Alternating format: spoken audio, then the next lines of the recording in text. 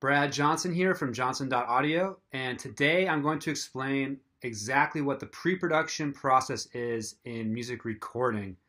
So pre-production is going to be a really important part of the production process. It is basically the blueprint to how it is you're going to do the rest of the recording.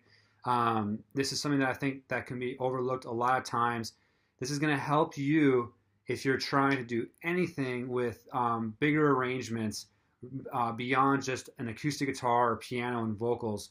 You really have to sit down and map out all the different pieces of what it is you're actually trying to accomplish. So that way, when recording day comes, you have the tools to execute what you're trying to do efficiently and properly. So what pre-production looks like, I talk about a little bit in the recording process video about the fact that I look at the pre-production as kind of like the architect.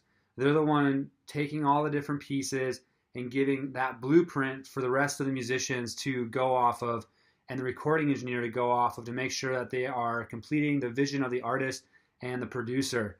So for a little bit more of nuts and bolts of pre-production, you're not looking at creating every single part exactly how it's going to be played. You want to leave room for the musicians to kind of add their own flair, to kind of add just their spice to it. You're really just looking at giving them that vision for where it is that the song's going, and that is what you're looking for in pre-production. So a lot of times with pre-production, you're going to first record the scratch track of the guitar or piano and vocals. Sometimes it could just be the piano chords, it could just be guitar chords, just something that gives the chordal progression throughout the song, and then the scratch vocal take, so that way you know kind of how to arrange the other instruments to play off that main vocal, because the vocal is the most important part of the production. You know, that's going to be a thing that most likely is going to be up front and center.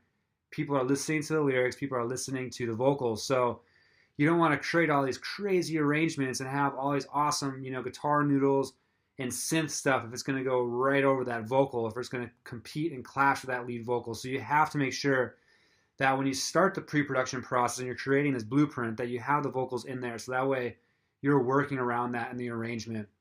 It seems pretty self-explanatory, but I mean, I have been there where I've muted the vocals, started kind of working with little bits of flair pieces here and there, and then by the time I re-bring in those vocals, I realize everything I did is clashing and it's not going to work. So it's just something to keep in mind, that you really want to make sure that you have a decent scratch vocal take that you're working around. And so for me personally, when I've done pre-production and when I do pre-production of some of my songs, a lot of it for me is just trial and error. It's just bringing up sounds and seeing if it fits within the arrangement, if it just works. And for me, it's really a discovery process. For others, I know it's very just mathematical or just very theory based. They really understand theory and how to read it, and they can just kind of go to a staff and start just arranging that way.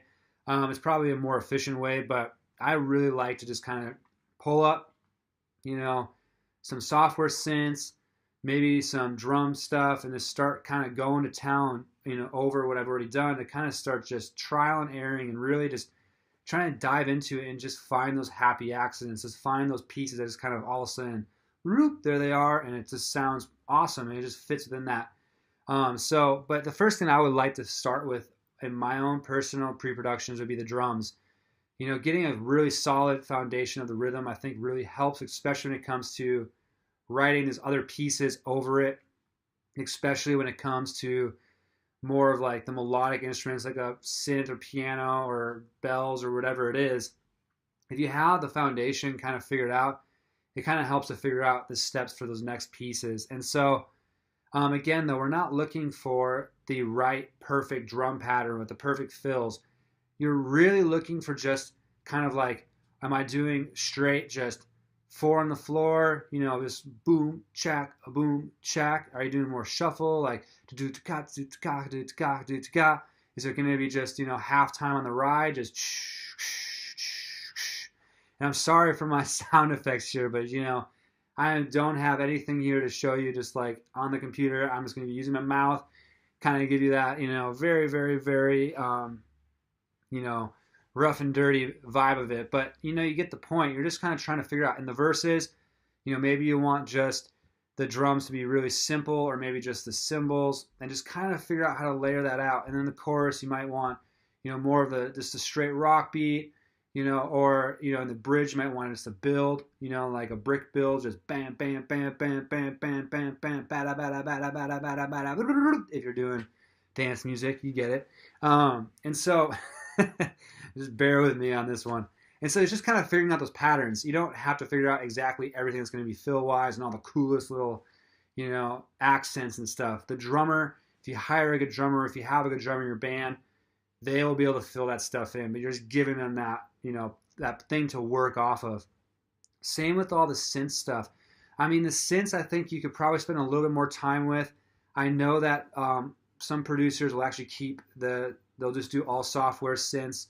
So no analog synths, and they'll actually keep a lot of that in the main production if it works and it just it's there. I think with the synths you want to look at like a good kind of just pad, like a chord pad to go underneath. Another thing that really works is in thinking in terms, this is kind of getting more arrangement production, throwing in a good it's like a sub bass synth in the choruses that really kind of create expansion within the chorus section. Because what happens is if you have really low frequencies and you have frequencies that represent the entire frequency range, so from all the way to say 30 hertz, 20 hertz, sub, all the way up to 20K, you're actually going to get what's going to feel like a larger imaging in the song. So sometimes it's good to kind of keep out those sub frequencies and say the verse, and then bring them into the chorus to kind of give that expansion.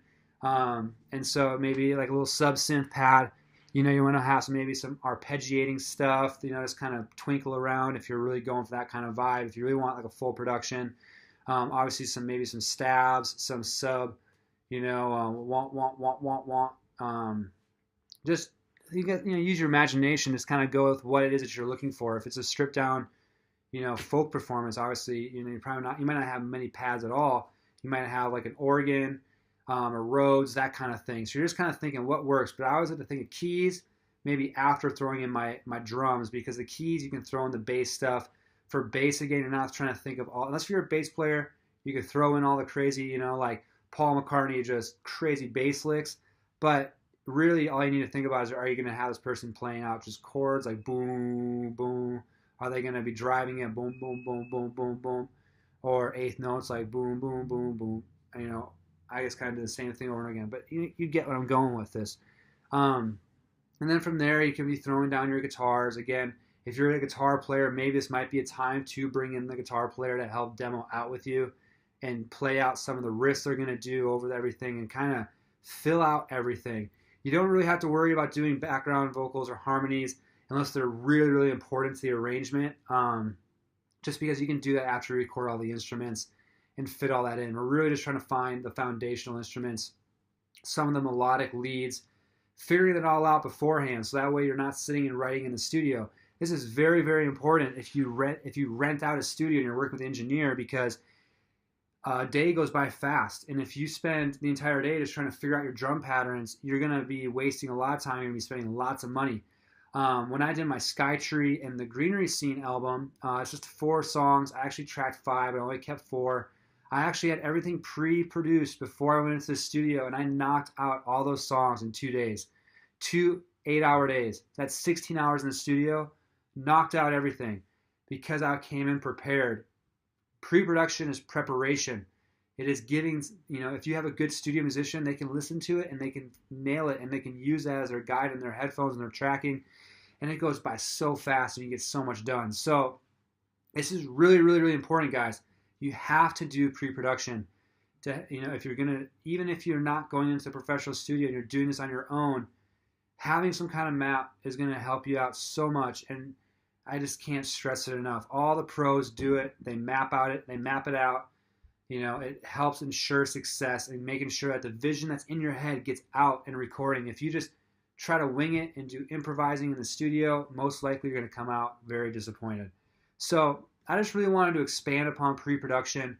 I will post up some of my own pre-production I've done to the actual recording, and maybe some pre-production I am doing on some future songs. I do have a song called The River that's off my Engagement album. I can leave a link to it below if you want to check it out. I do just have a stripped down acoustic version of it, but I do see it as a full-fledged rock song. I have done pre-production for it, so I'll leave a link to that as well to kind of just give you an idea of what it is that I've done for this personal or for this part of the process. So I really hope this kind of helps you figure out exactly what pre-production is. Really, the art of recording is not voodoo. It is kind of like, it seems like sometimes it's like magic, but really there is a methodical process to this, and I do talk about that in my steps, and it's also all laid out in my music leaders handbook that you can download at my website johnson.audio or bradjohnsonaudio.com, whichever works for you. I'll leave a link below to that, and it explains all this stuff, all the different pieces of the process, and this would be the architect, the pre-production process. All right, well, I hope you got something out of this video. Leave me a comment if you have anything that you want me to expand upon. I love to hear from you. I'm here to help you, get those songs that are in your heart out into the world and be in a way that's done, that you're proud of doing. Hit the like button, hit the subscribe button, share it, help me get the word out. I really appreciate you taking time to sit here and listen to, a 12 to 15 minute rant from me today on this particular subject. I know it'll help you out leaps and bounds if you just spend some time working on pre-production. If you don't have arrangement skills, I highly recommend finding somebody that does. Keyboardists are usually really good at this just because they understand theory really well. So it's just a good place to reach out and find somebody else to help you along and start building your team. Well, again, my name is Brad. It's a pleasure to have you here. Thank you so much for tuning in and listening, and I'll see you on the next video. Take care. Bye.